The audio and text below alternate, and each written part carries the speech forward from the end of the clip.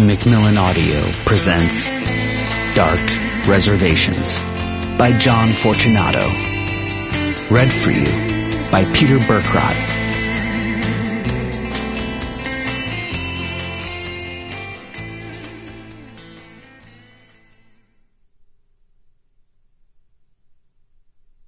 September 23rd, Thursday, 6:35 a.m.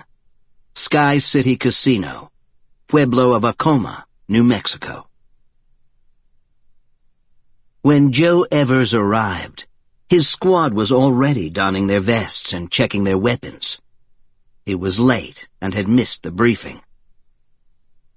"You're with us," Stretch said. "Sadi and I have the rear. You have outbuildings and vehicles." He handed Joe a picture of the subject, Roy Minigoats. Cordelli was the case agent and had designated the casino's rear parking lot as the staging area. From here, they would go to Manigoats' residence to make the arrest. If he wasn't there, they would go mobile, trying to track him down as quickly as possible. Standing beside his vehicle, Cordelli spotted Joe. He shook his head and said something to Dale, who glanced at Joe and laughed. "Let's hurry up," Dale said. He wore his vest high over his rather generous gut, the large yellow BIA letters sitting just below his chin. "What are you doing here?" Joe asked. Dale walked away, ignoring his question. He rarely went on operations, not since becoming squad supervisor 6 years earlier, which coincided with his outgrowing his tactical vest. Too much desk time, he'd said. Too many tacos, the squad had said. Stretch charged his M4 carbine. "He thought you would be a no-show." The assault rifle appeared petite in front of his 6'7" frame. Perhaps it was guilt, but Joe thought his friend and former partner was going to add, "again." He put on his vest and started for the passenger door of Stretch's unmarked Suburban. "Don't even think about it," Sadi said, and reached past him for the handle. She jogged a thumb toward the back seat.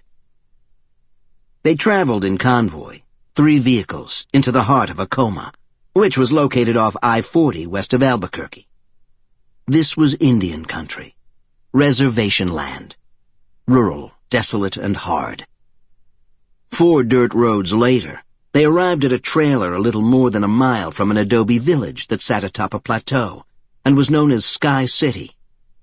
As they pulled up, a couple of scrawny res dogs came from behind the building, both mutts, both starving. Stretch drove to the rear, stopping 10 feet from the back door. They climbed out, guns drawn. The other half of the team was at the front door making entry.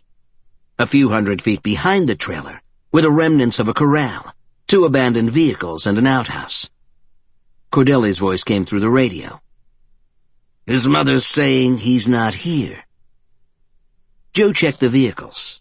Empty. He made his way to the dilapidated corral and searched behind a pile of car tires.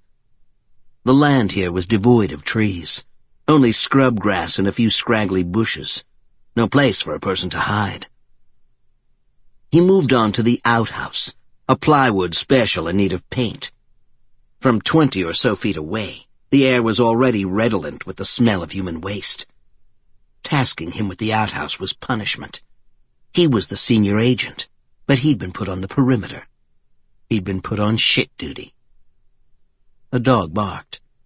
Sadi and Stretch were by the back door of the trailer, which was now open. Cordelli stood in the entryway. One of the mutts challenged them from the building's corner. A sound emanated from the outhouse, a soft creaking. Joe raised his Glock. "Police, come out," he said, not sure if there was someone inside, but not wanting that person to hear his uncertainty. The door burst open, and a skinny kid in a blue t-shirt came running out, away from Joe, into the open field beyond. Joe cursed and holstered his weapon, then took off after him. It wasn't a kid, but a teenager. He called for the teen to stop. The runner ignored him, heading toward an arroyo some 200 yards beyond. Sample complete. Ready to continue?